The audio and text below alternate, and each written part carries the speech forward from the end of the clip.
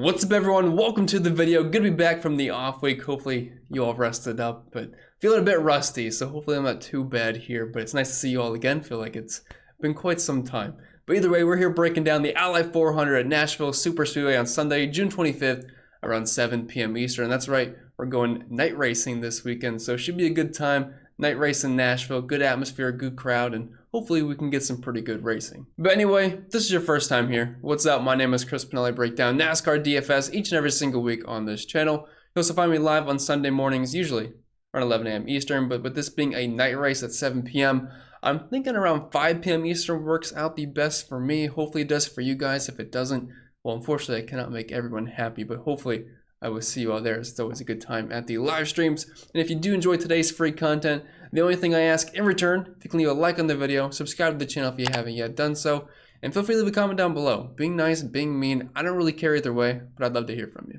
And really quick, I do have to mention the sponsor of the show, Prize Picks and Underdog, because they do make these videos possible. And as of right now, for a new user on either site, promo code CPEN will get you an instant deposit match bonus up to $100. It's free money. Use it to your advantage. There's no strings attached. Use the link down below in the description or in the pinned comment. Very fun sites to play on. I play on it each and every single week. And Prize Picks usually runs a ton of good promos. So if you're someone that wants to take advantage of those, I'd certainly recommend signing up. All right, so moving on to the strategy portion of this video. I don't think it's going to be anything too crazy this weekend. We're going to have pretty much an intermediate type build, you know, all the 1.5s and tracks like Auto Club and Michigan where we have like 2 to 3 dominators.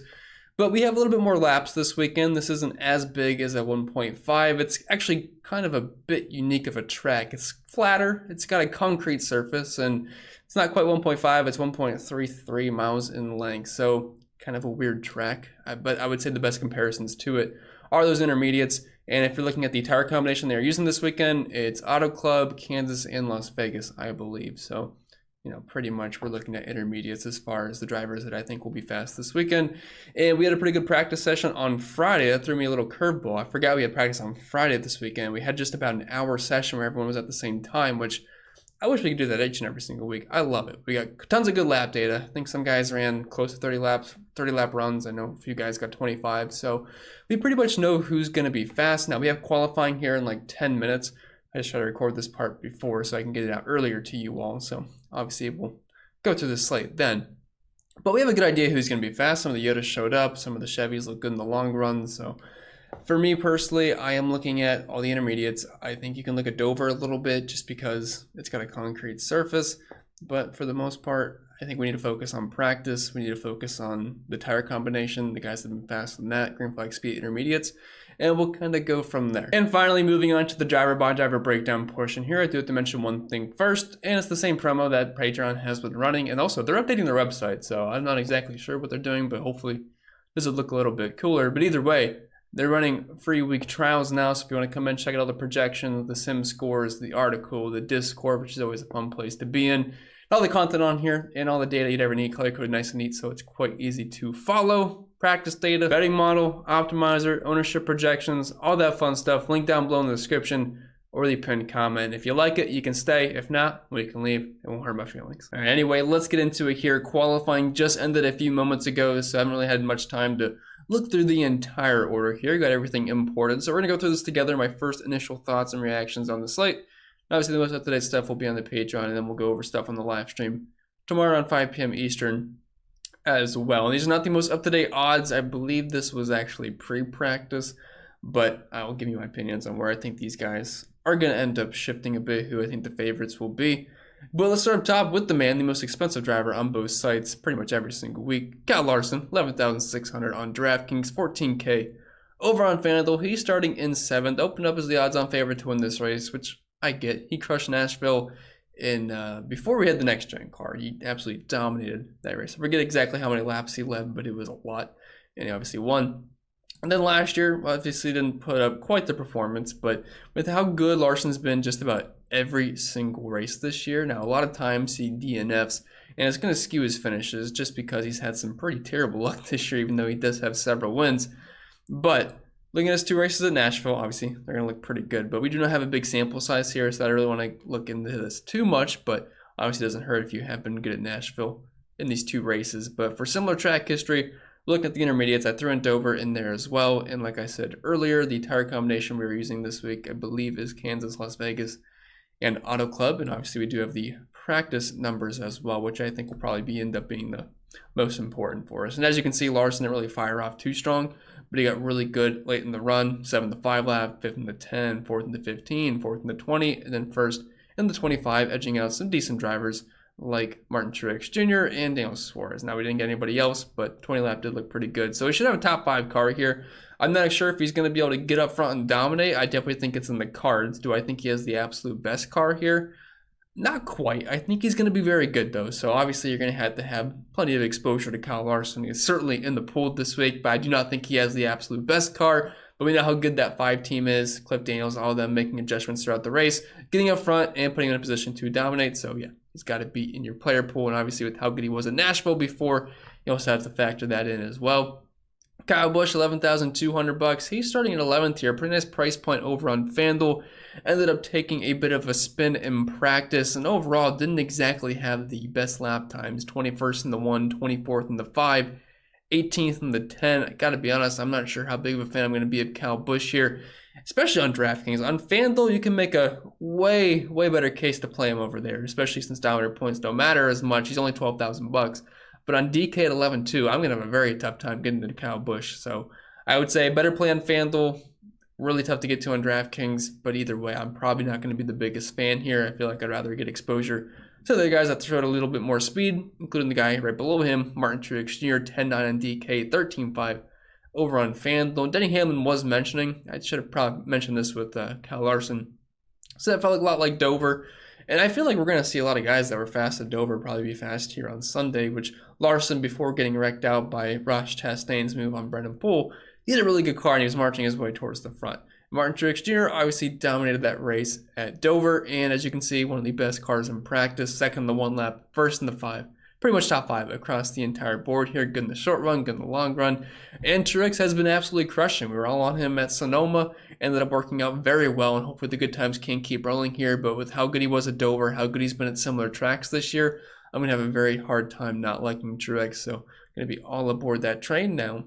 I'm not sure who we're going to be the absolute cash game plays here. I mean, I think Ross Chastain will be quite popular, especially at that price point for where he's starting. But everybody else, I feel like pretty similar. So I'll have to see what the projections, the ownership projections say. But as of right now, I will tell you for certain I will be very high on Martin Truex Jr. Denny Hamlin, $10,700. He's starting in 8th. Looks like he's got a solid car. I don't think it's going to be as good as a guy like Truex, but he just at the beginner dominator pool just because he's got the potential to dominate. And he did dominate at Nashville last year. I believe he led her close to 100 laps. I think it was somewhere in that ballpark. And mentioning guys at Nashville last year, JGR was really good, but if you guys remember, they pit late and it absolutely screwed their days up. Him, Truex, a bunch of other guys. Well, Denny Hamlin didn't get hit as bad. I believe he finished around 10th, but man, a couple of the Toyotas, man, they just pit and absolutely wrecked their races after dominating. I mean, Truex led quite a bit of laps and he pit at the end, so kind of skewed some of the finishes overall. So it's something to keep in mind when you are looking at last year's results. But Denny Hamlin was very good, so I can't imagine he's going to suck during this race. Just a matter of being able to get up front at that price point. I think Truex is more likely, but Denny Hamlin definitely will have a shot at that. Chase Elliott, $10,400, only $11K over on FanDuel. Pretty easy to get in over there, especially that price point. And for where he's starting at 14th, I think he will project pretty well over on FanDuel just because dominator points don't really matter too much. Now over on DraftKings at 10-4, I don't think he's going to dominate this race unless he gets like lucky with pit strategy or just ends up having a rocket ship, but if we're looking at the practice numbers, it looks like he's got a borderline top 10 car. Maybe finish around like 5th to 8th, 5th to 10th place, which is fine, especially over on FanDuel. But on DraftKings, I'm not sure that's going to be enough to get the job done if he doesn't get out front. So Elliott, he's going to be in your player pool, but I'm looking at him kind of like Kyle Busch, where I'm not exactly sure I'm going to have a ton of him. Now, William Byron, I like a lot. He comes in at $10,100. He's starting in 5th, and looks like he's got one of the best cars, and it always seems like William Byron is lower owned than he should. And I feel like that might be the case this weekend because a lot of people are going to play Ross. A lot of people will play Reddick at their price points to dominate. A lot of people are going to like Truex. Everyone always plays Larson every single week. You have Chase Elliott there. So I think Byron might slip under the radar a little bit, but it looks like he's got one of the overall best cars. He dominated Dover earlier in the season, which I mean, I think we're going to see at least some parallels there. And if we're looking at the numbers for William Byron, if we just ignore Nashville, we did have issues in the one race. If we're looking at this season at the similar tracks, Nashville from last year, I think we have Dover in here and the other intermediate races. No one has as many dominator points as William Byron. He's got 4 top 5s, which is the most of all drivers. He's got the 4th best drive rating. Just overall, some very, very strong numbers. So I don't see a reason not to like Willie B here, and I'll be overweight in tournaments for sure. Dropping down to the 9K range, we have Ryan Blaney, $9,900. He's starting in 13th, and he seems to be like the one Ford that can survive and at least be fast at some of these tracks this year. So overall, I'm going to be pretty low in the Fords, I think. They just didn't really show the pace compared to Toyota and Chevy. But if I was forced to play a Ford as far as like being a potential dominator or something like that, I think Blaney would be the guy. But the problem is the price point. Like at Charlotte, he was in the 8K range. Paying nearly $10,000 when I can play William Byron for just a couple $100 more, and I can get the other 9K drivers for cheaper. It's just going to be really tough to get to him, so I'll probably end up being pretty low on Ryan Blaney. If you're looking at his numbers in practice, definitely not bad. I mean, kind of qualified where his short run was, but in the longer run, 8th in the 15, 6th in the 20, which isn't terrible. So maybe a sprinkle exposure on Blaney, but I don't see myself getting really too much at all. I'm not even sure I'd get it to 10%. I was voting 150 because I just want to be really heavy on guys like Ross and Tyler Reddick. I think the dominator points are going to be there for them. And speaking of Ross, first pole for Trackhouse. So shout out to Ross for getting that. Threw down a really, really good lap. Now, Suarez was looking good. Obviously, he's on Trackhouse as well. But Bubba, he was right there that ended up turning at the end. So who knows what would have happened. But Ross is going to have a really good car. He started on the pole. So he's got great track position to start with. He's got a great pit crew, which can keep him out front. And if you're looking at practice, fast in the short run, fast in the medium run, fast in the long run. So I don't really see any reason not to like Ross. And if you're looking at his numbers at similar tracks, obviously pretty darn good. Average rank position is 7.8, which I believe is the second best, only behind Denny Hamlin. One of the best driver ratings, 4 top 5s, good chunk of downer points, was obviously great at Dover. So yeah, if you got on Ross at plus 1,100, congrats. That's going to go way down. I assume he's going to be the favorite or a co-favorite with maybe like Tyler Reddick or Larson when odds open back up. So I'm definitely liking Ross, and if you're playing cash games, he will more than likely be a staple. Christopher Bell, $9,400. He's starting in 22nd. I think he's in play on both sites. Don't really expect him to be a dominator, but he definitely got a lot better in the long run. So as you can see, 18th in the 1 lap, 15th in the 5, but then 11th to 10. 6th in the 15 and 7th in the 20. If he can be a top 10 contender at $9,400, I think that's fine. So I do think he's playable on both sites, but I would not expect him to dominate. Tyler Reddick, $9,100. He's starting in 2nd, and I actually bet him. So his odds were moving crazy on FanDuel. He was at 1,600, then he went to 1,100. I tried to hop in, then he went to 950, but I still figured there was value there. So I did bet Tyler Reddick to win at plus 950. I'm assuming he's going to have similar odds to Ross Chastain when they open back up. So I still feel like that's a pretty good bet, even though I did lose some value there, but overall, really good car. I mean, first or second, just about every single category here. And we know Reddick's got the talent. It's just a matter of putting a full race together. He tends to be a little bit wall happy, and then we see him have a tire going down or something like that. But I think he's an excellent play on both sites, and I do think you can play Ross and Reddick together at their price points. It's always a lot more fun playing guys that start in the front row together when they're in the 8 or 9K range compared to being like $11,000 and $10,000. So I definitely think that's viable this weekend. They could certainly both dominate and both finish in the top 5, and that would be good enough to get the job done. And we have 300 laps this week, which is a lot better than having just like around 250. Then moving down to the 8K range, we have Kevin Harvick, $8,800, 85 over on FanDuel. So I assume he will have some ownership because of the starting position. If you're looking at practice, looking at the long run, look a little bit better. Should have a probably around a top 10-ish car. I'm not sure he's going to go out there and finish top 5, but if he can hang around the top 10, it's not a terrible day.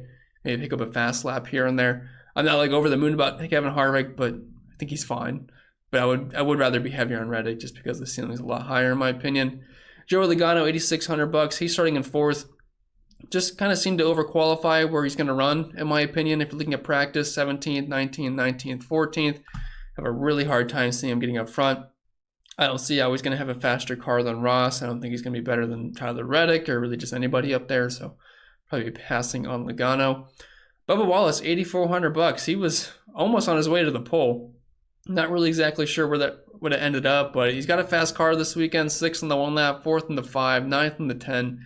Now, we're going to have to see if he goes to the rear or not. If he goes to the rear, I probably won't have too much interest, but if he's able to hold 9th, because it didn't seem like he really got any damage. So if he's good to go, I think he's a fine tournament play. The ownership should be pretty low, and we like him at these intermediate tracks. He tends to perform pretty well if we're looking at the recent track history for him at these track types. I mean, as you can see, just overall strong numbers. 3 top 5s, 5 top 15s.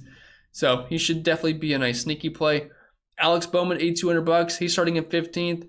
Nashville hasn't been too kind to him. Wasn't that fast in practice. Personally, for me, I would rather get the Bubba here. I think Brad Keselowski looks like he's got a little bit more speed as well. So not super excited about Bowman, even though he is starting in the teens for a Hendrick car. He is really cheap. So, I mean, you can't completely rule him out, but I do think guys like Bubba Wallace and Brad Keselowski look like better tournament plays, in my opinion. And speaking of Brad, as you can see, it just looks like he's got a car that can maybe hang around the top 15, top 10, which, I mean, if you're looking at Bowman, he shows more speed in practice, and he starts 5 spots further back. So I just think it makes more sense to have a little bit more interest in Brad, even though Bowman has been pretty solid at the intermediates this year. So it's kind of like, do we want to rely on the practice more, or do you want to look at some of the recent track history? Now, obviously, Nashville sucked, but if you're looking at intermediates this year, it's not been bad for Bowman.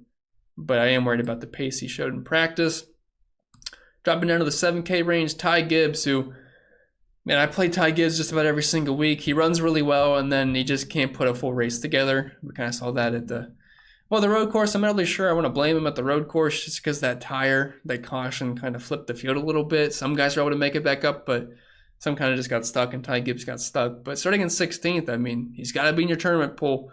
Looks like he's got a top 15 car in practice, and at some point, I mean, it's going to come together where you can just finish races off.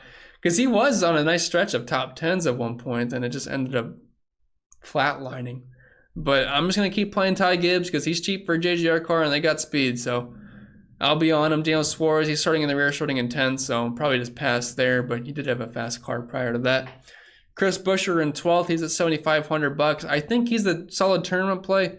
People will chase place differential around here, but I think Buescher can kind of hang. He had a top 8, top 10 car in practice across the board, so $7,500. If we can get a guy that can run around the top 12 all day, I don't think it's a bad option. So I think Buescher should definitely be in the tournament pool.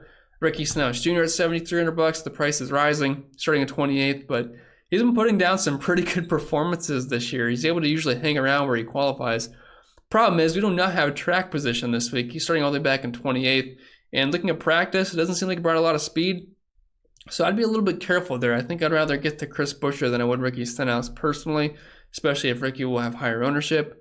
Ryan Preece, just really tough playing him, especially at $7,000. Just the Stewart Haas cars outside of Harvick, I mean, they just really, really tough to trust. And he didn't show any speed in practice. So I personally don't have a strong stance on Ryan Preece. Chase Briscoe, another guy that I just do not play at these intermediates.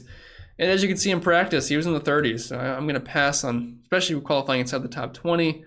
Austin Cindric, just super slow in practice. I'll pass on him. AJ Allmendinger, see, I'd rather play Dinger over guys like Preece, Briscoe, Austin Cindric. I mean, he at least showed some speed in practice, 10th, 9th. Was 20th in the 10, but then 11th and 8th, and showed a little bit more speed. So I like the starting position around 20th. So he can kind of hold that, maybe gain. If he can finish around 15th to 20th, I mean, you'll take that all day at $6,500. Almirola showed a little bit more speed than some of his teammates, but still wasn't super impressive. Eric Jones, a little bit of speed in practice, 4th in the 1 lap, 10th in the 5, 14th in the 10. I mean, if I had to pick anybody in this 6K range, I think Eric Jones and AJ Allmendinger probably look like our best options. Austin Dillon will have some place differential, but again, you can kind of throw him in the same group where just doesn't really have that much speed, so I really can't expect too much. Then we have the 5K range here, which there is 2 major chalk options that everyone's going to play. That's Michael McDowell, who had a hiccup in qualifying. He's in 33rd. And Corey LaJoie took a spin, mowed the grass. He's in 36th, starting dead last. They had top 25 speed in practice, so yeah, very chalky, but they make things work up top. Justin Haley, no thanks. Harrison Burton, sucks. Noah Gragson also sucks. Todd Gilliland, he does not suck. But in practice he did, and he's starting in 27, so I'd rather just play like LaJoie and Michael McDowell personally. In the 4K range, Yaley's the only one that showed a little bit of speed, so if you are forced to play anybody, I would say JJ Yaley, maybe Ty Dillon. Ty Dillon was 29th in the 5 lap, 29th in the 10, which obviously it's not great, but if you need to get a junker here, Dillon and Yaley will be your options. But with that being said, guys, that's all I got for you this week, so I hope you did enjoy, and if you did, make sure you leave a like down below, subscribe to the channel if you haven't yet done so, and don't forget Patreon. they're now offering a free week trial. So come and check out all the extra content. If you like the free stuff on YouTube, probably like the extra stuff over on the website. You can find that in the link down below in the description or the pinned comment. And don't forget promo code CPIN on Prize Picks and Underdog to lock in that instant deposit match bonus up to $100. But with that being said, I will get out of here. Hope to see you all in the live stream tomorrow at 5 p.m. Eastern. Wish you all the best of luck, and I'll see you all next time.